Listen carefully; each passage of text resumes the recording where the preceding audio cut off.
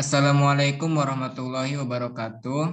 Kembali lagi bersama saya Ii Rahmanuddin.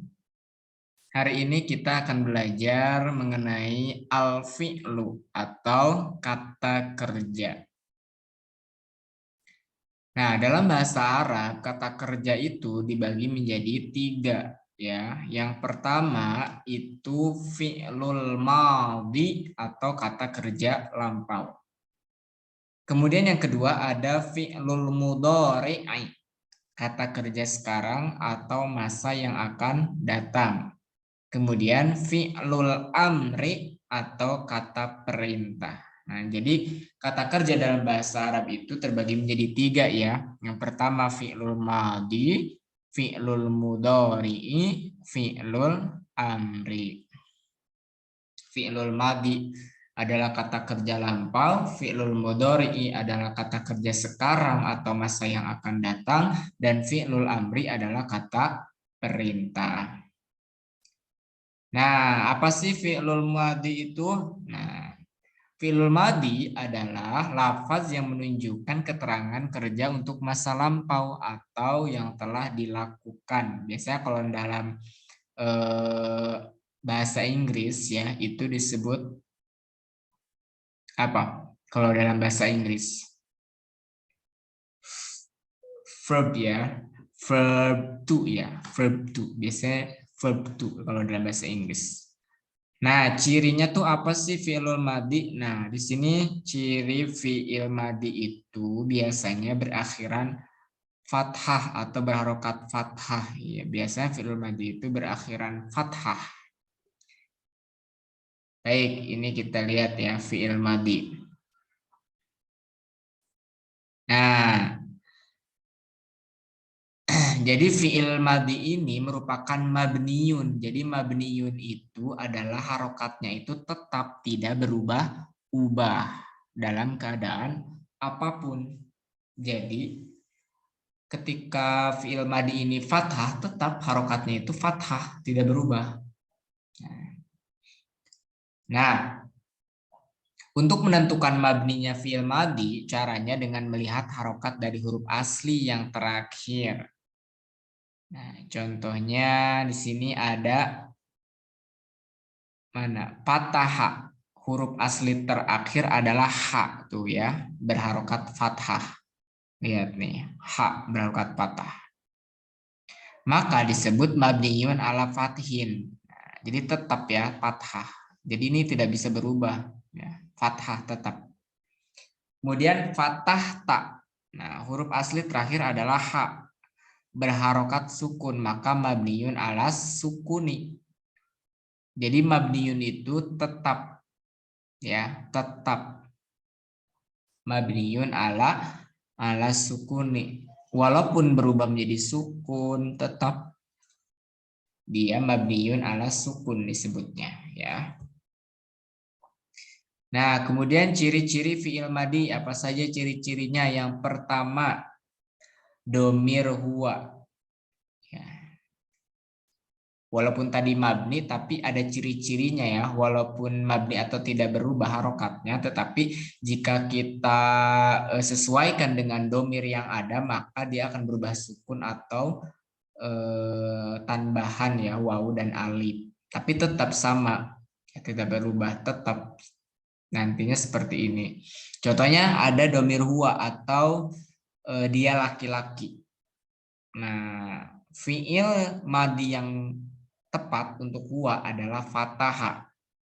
Artinya dia laki-laki telah membuka. Nah, bentuk asli keterangannya itu adalah bentuk asli tanpa perubahan. Jadi ini tidak ada perubahan ya, fataha.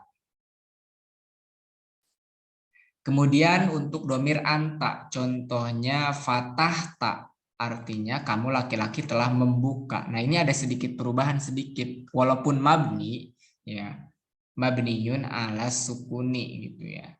Nah, tambahannya itu ada tak setelah huruf h pada huruf terakhir. Nah, ada tambahan tak karena ini untuk domir anta, ya, ada tambahan tak. Kemudian untuk domir hum, fatahu, artinya mereka laki-laki telah membuka. Nah, ada tambahan apa sebelum H? Ada wawu ya sama alif pada huruf terakhir. Nah, itu ciri-cirinya ya. Nah, bagaimana cara membuat fi'il madi? Nah, di sini kita coba jelaskan ya. Nah, contohnya cara membuat fi'il madi. Contohnya dalam kalimat huwa ya, untuk domir huwa. Untuk huwa berarti al-muslimu fataha al-baba. Nah, ini untuk domir huwa. Jadi setiap domir itu fi'il madinya beda-beda ya. Huwa al-muslimu fataha al-baba. Orang muslim itu telah membuka masjid. Jadi kalau misalkan domirnya huwa, fi'il madinya fataha. Kemudian al-muslimani fatahal baba. Jadi kalau huma, dia dua orang, itu berubah fathahnya menjadi fataha. Seperti itu. Fataha, ada alifnya ya. Fataha, dua orang muslim itu telah membuka pintu. Dua orang. Nah, bagaimana dengan hum atau orang-orang muslim? Nah, al-muslimu ini enggak ada lamnya ya, maaf. Al-muslimuna fatahul baba. Al-muslimuna fatahul baba. Jadi fatahu. Ya, fatahu. Jadi kalau misalkan hum itu kita menggunakan fatahu. Al-muslimuna fatahul baba.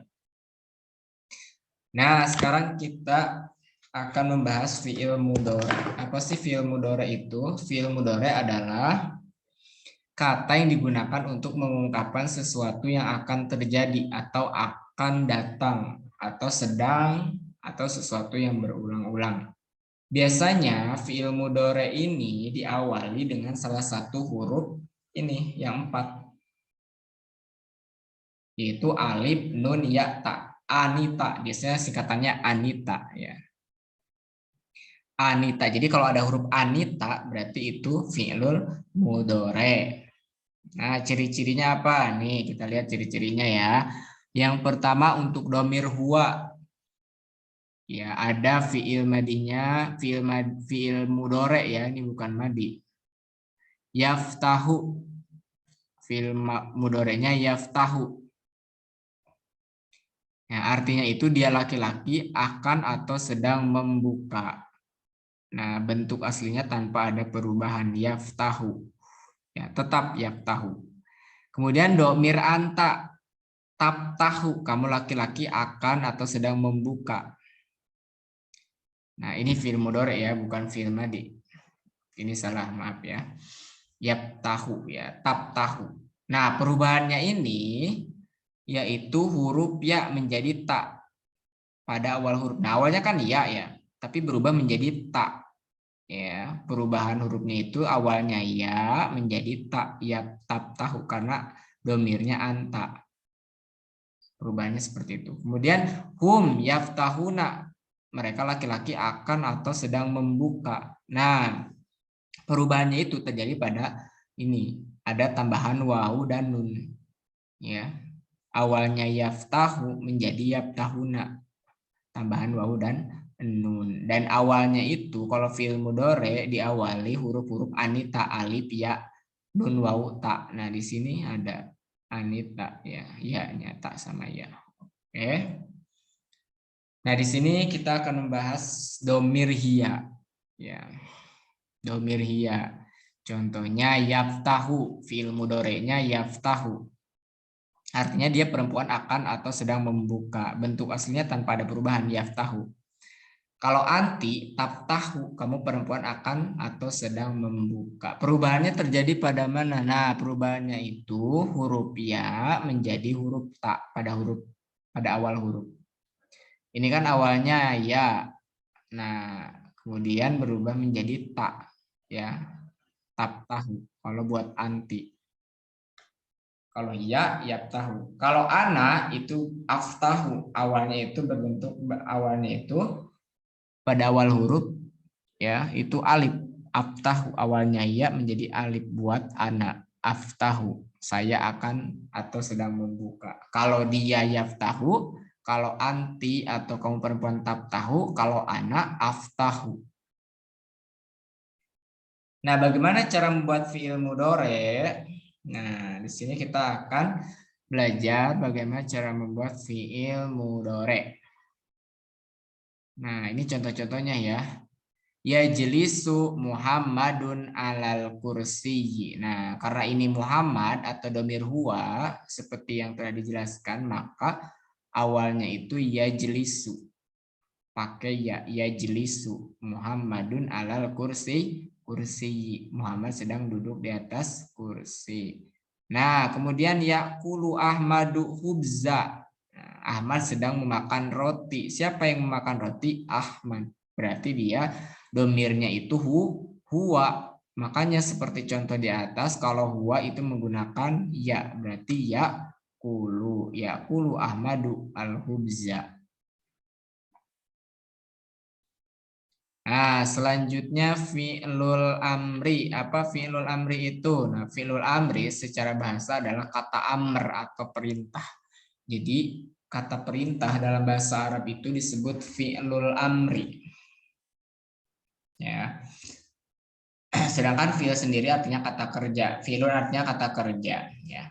Jadi definisi dari fi'il amri adalah kata kerja yang menunjukkan arti kata perintah. Kata kerja yang berbentuk kata perintah. Nah, dalam bahasa Indonesia, kata perintah diakhiri dengan akhiran lah atau tanda seru biasanya ya. Contohnya tulislah, makanlah, tidurlah, makanlah, apalagi bangunlah, seperti itu ya. Nah, sedangkan fi'il amr secara istilah ilmu nahwi atau ilmu dalam bahasa Arab, jadi lafaz yang menunjukkan perbuatan pada masa yang akan datang. Madalla ala hadasa fil mustaqbal. Masa yang akan datang. Tulislah, makanlah, tidurlah. Tidurlah. Kayak perintah-perintah gitu ya. Nah, lafaz yang mengandung makna amr pasti kejadiannya belum terjadi dan tidak sedang terjadi. Misalnya kata tulislah seperti pada contoh di atas. Ketika seorang guru memerintahkan untuk menulis kepada muridnya dengan kata berkata tulislah, berarti murid tersebut dalam keadaan belum menulis sama sekali. Ya, jadi kalau misalkan tulislah uktub, berarti si penulis belum, muridnya itu belum melakukan, belum dalam keadaan menulis gitu. Makanya disebut kejadian yang akan datang gitu ya. Kejadian yang akan datang. Kemudian jika perubahan menulisnya sudah selesai, maka itu disebut fi'il madi. Dan jika perbuatan menulisnya sedang terjadi, maka disebut fi'il mudhari. Nah, kalau udah dikerjain nih, udah di kerjaan menulisnya udah dikerjain sama muridnya, berarti itu disebut fi'il madi. Kalau si murid itu sedang menulis, sedang mengerjakan tulisan, maka disebut fi'il mudhari ya, seperti itu. Nah, bagaimana cara membuat fi'il amri? Nah, di sini yang pertama adalah hilangkan huruf awal fi'il mudhari. Sukun. Yang kedua itu sukunkan huruf akhirnya. Yang pertama, hilangkan huruf awal fi'il mudhari. Contohnya yubariku. Yubariku. Barik berarti dihilangkan ya-nya ya. Barik. Kemudian yusallimu. Sukunkan huruf akhirnya. Yusallimu. Salim berarti disukunkan akhirnya. Salim awalnya yusallimu dari fi'il mudhari menjadi fi'il amr atau kata perintah menjadi salim, disukunkan akhirnya. Nah, ini cara membuat fi'il amr. Jadi awalnya itu menghilangkan huruf awal fi'il mudhari atau yang Anita tadi. Yang kedua adalah mensukunkan huruf akhirnya. Salim ya. Barik, tuh, dihilangkan sukunnya. Nah, kemudian yang ketiga adalah tambahkan alif jika huruf awal fi'il berharokat sukun. Contohnya yasjudu. Yasjudu kan hilang tuh ya-nya. Nah, ditambahkan alif usjud. Nah, contohnya ya'lamu dihilangkan ya-nya berarti i'lam ditambahin alif. Ya, usjud i'lam. Tuh. Nah, Kemudian alif diberi harokat domah bila huruf tengah berokat domah. Ya. Contohnya yakhruju, dihilangkan ya-nya jadi ukhruj.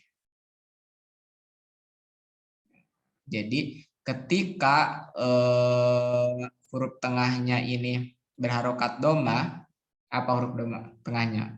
Kho ya, ro sama tu. Nah, berarti alif juga berharokat domah. Ya. Yakhruju, ukhruj, yadkhulu, udkhul, yaktubu, uktub, seperti itu. Ya, jadi alif diberi harokat domah bila huruf tengah berharokat domah. Seperti contoh yakhruju, ukhruj, yadkhulu, udkhul, yaktubu, uktub. Ya. Oke, mungkin itu yang dapat saya sampaikan mengenai fiil. Ingat ya, fiil itu terbagi menjadi 3 dalam bahasa Arab ya. Yang pertama yaitu fi'lul madhi, fi'lul mudhari'i, yang terakhir fi'lul amr. Fi'il madhi adalah fi'il di masa lampau atau telah dikerjakan. Fi'il mudhari adalah fi'il yang mana sedang dikerjakan, dan fi'il amr adalah fi'il atau kata kerja yang akan datang atau kata perintah ya kalau kita menyebutnya. Nah, seperti itulah ya. Mungkin itu yang dapat saya sampaikan, kurang lebihnya mohon maaf. Wassalamualaikum warahmatullahi wabarakatuh.